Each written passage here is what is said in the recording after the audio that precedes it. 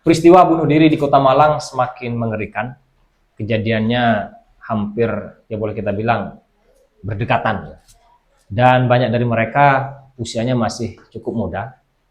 Entah apa yang menjadi sebab dan bagaimana peristiwa ini akan terus terjadi, kita akan membincangkannya bersama saya, Herlanto A, pemimpin redaksi Tugu Malang, dan Irham Tarik, CEO Tugu Media Group. ya, ini bunuh diri lagi rame. Terbaru kemarin di jembatan Suhat ya. Tanggal 28 November. Itu masih umurnya sekitar 20 tahun lah. 20 tahunan ya. Karena tekanan akademik katanya. Berarti karena dia skripsi ya. sedang belajar dia ya. Ya, memang ada banyak faktor yang di Kota Malang sebenarnya ada banyak peristiwa yang saya tahu. Termasuk yang paling sering memang di jembatan Suhat itu. Sampai kemudian di sisi barat jembatan Suhat itu dipasang pagar ya kan ya? Sudah itu ya? Sudah. Tinggal di sisi timur. Tapi peristiwa terakhir kayaknya terjadi di sisi timur ya.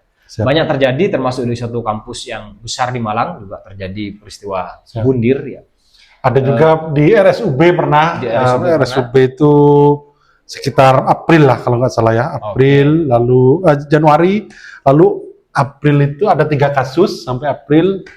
Lalu di Oktober kemarin di Batu, seorang ojol yang bunuh diri karena gagal daftar ojol, mungkin karena tekanan ekonomi ya mungkin ya. Bahkan di jembatan yang baru Tunggul Mas itu juga pernah terjadi peristiwa itu juga. Ya.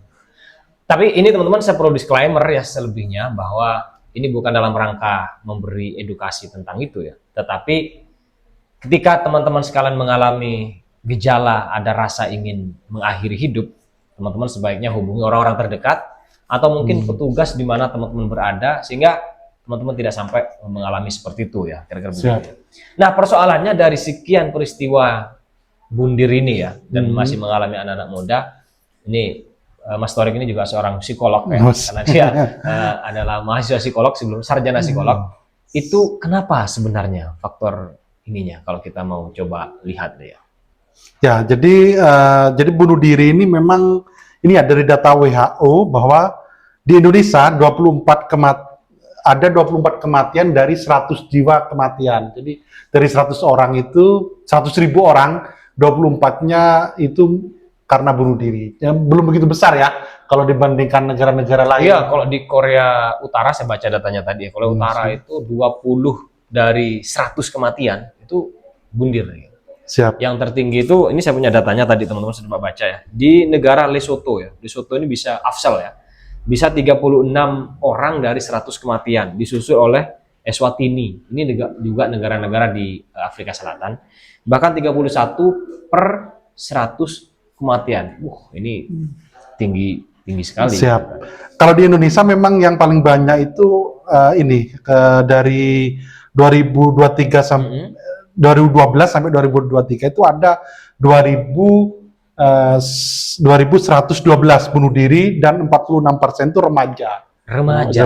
Ini sesuai dengan penelitian bahwa otak seseorang itu matang ketika sudah berumur 25 tahun. Jadi dia mampu mengatur logika, mengendalikan diri dan memahami resiko-resiko itu ketika umur 25 tahun. Jadi ketika sebelum itu cenderung labil dan tidak mempunyai daya analitis lah yang mumpuni, kira-kira seperti itu. Mungkin itu juga ya karena ada faktor media sosial kali ya. Oh ya, jadi, itu.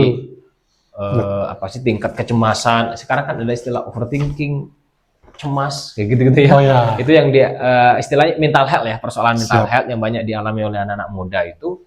Sehingga dari mereka ada yang kemudian mengambil jalan pintas ya, dan ternyata di Kota Malang juga menjadi salah satu kota yang menurut kita seringkali ada banyak peristiwa bunuh diri ini juga gitu. Ya, berdasarkan riset memang media sosial itu sangat mempengaruhi ya, bahkan selain kecemasan, media sosial itu mempengaruhi seseorang, dia tidak mencari pertolongan ketika hendak bunuh diri, ketika cemas. Ya, itu yang mempengaruhi itu. Selain itu juga media sosial orang kan memposting sesuatu yang sempurna. Jadi melihat orang lain itu dengan kacamata sempurna, sedangkan dirinya banyak kekurangan sehingga dia merasa tidak berarti dalam dunia ini. Sehingga itu yang mungkin menyebabkan depresi, lalu cemas sehingga dia bunuh diri seperti itu. Iya, iya, iya. Kalau secara, saya pernah membaca secara sosiologis ya, pernah membaca ada salah satu pemikir itu namanya Emil Durkheim. Memang ada dua penyebab utama, Mas ya. Orang bunuh diri itu yang dia sebut karena persoalan integrasi sosial, kemudian persoalan regulasi moral. Integrasi sosial itu misal begini. Jadi di satu komunitas dia tinggal tuh sangat individual. Individualis banget gitu, sehingga satu tetangga dengan tetangga lain nggak kenal, sehingga dia merasa nggak punya siapa-siapa, lalu hopeless dan terjadilah peristiwa itu. Itu di perkotaan ya? Di perkotaan terutama. Kemudian yang kedua bisa jadi bunuh diri itu terjadi karena integrasi sosialnya terlalu pekat, melebur. Itu biasa dikenal sebagai bunuh diri altruistik. Itu misalnya yang dialami oleh teroris-teroris itu loh. Jadi mereka bukan nggak punya integrasi sosial, justru karena terlalu terintegrasi sehingga dia menjadi martir gitu kan. Nah, sementara yang berkaitan dengan regulasi moral ini bisa jadi karena persoalan ekonomi misalnya kan. Krisis terjadi lalu kemudian dia mengalami bunuh diri gitu kan. Itu menurut kajian secara sosiologis peristiwa bunuh diri itu terjadi karena persoalan itu.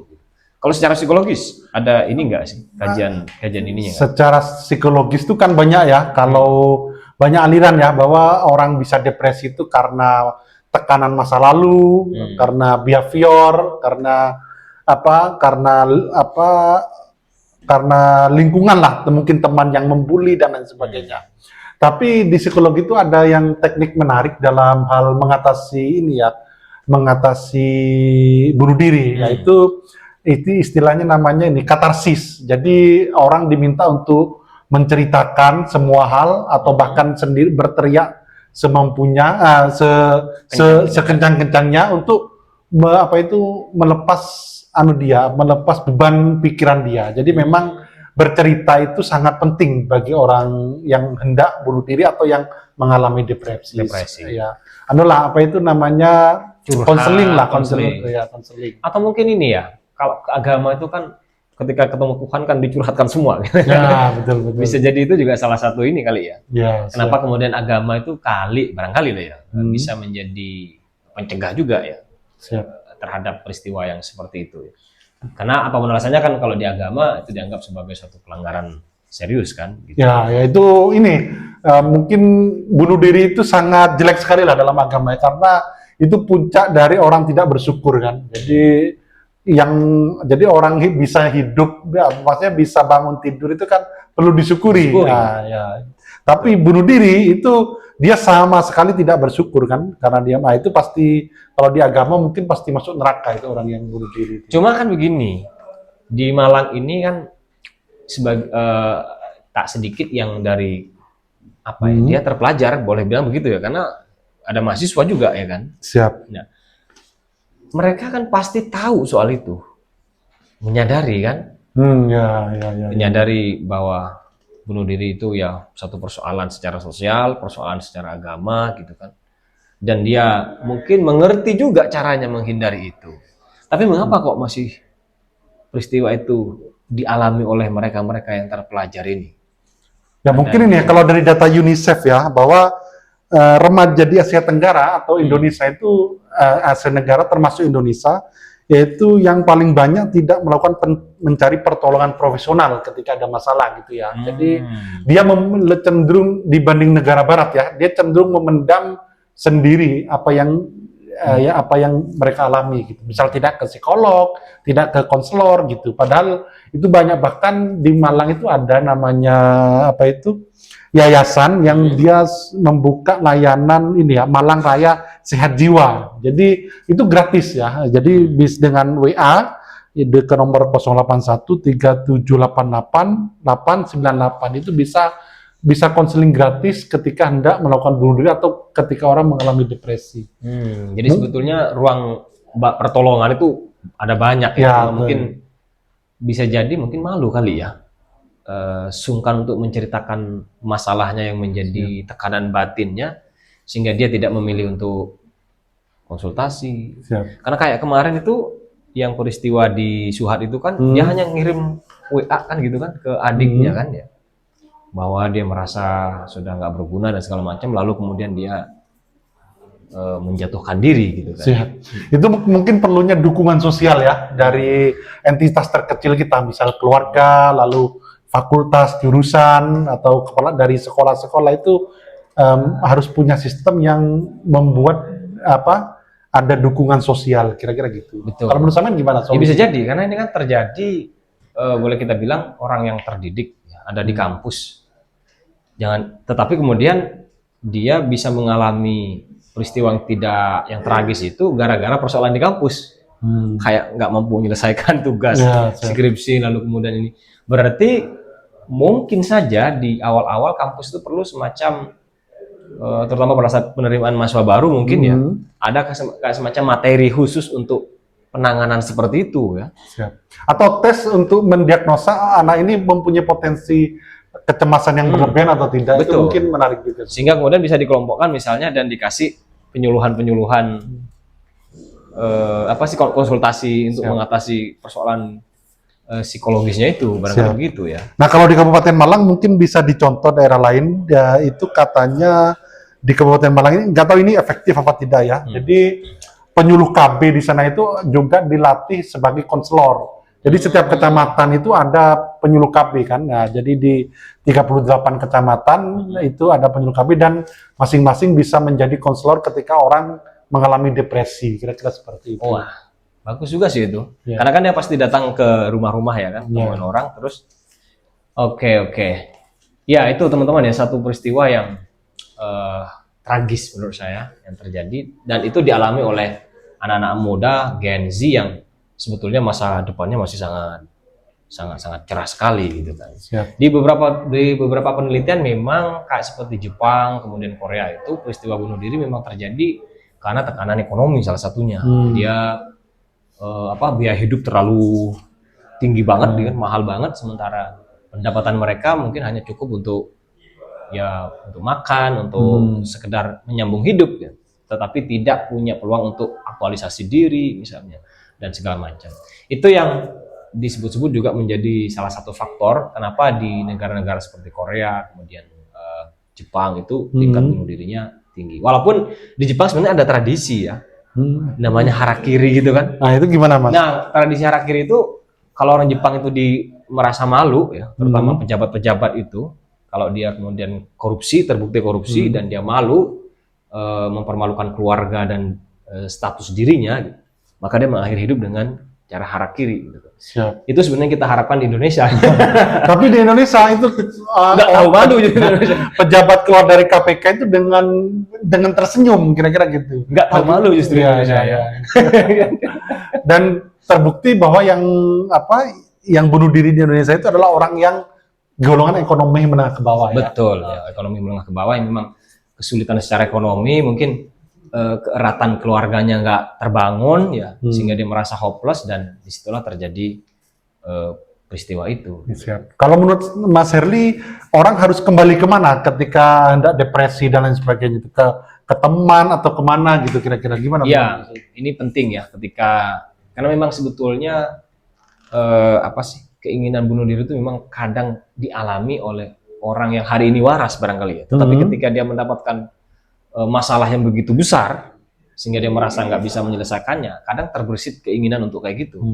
Maka tentu saja first aid-nya, pertolongan pertamanya ya keluarga terdekat, teman ya. Kalau di Malang lagi kuliah misalnya, berarti dia pertama-tama harus nemuin temannya, nemuin saudaranya. Kalau di situ belum terselesaikan, itu tentu saja ke psikolog, ke petugas-petugas di kampus dan segala macam.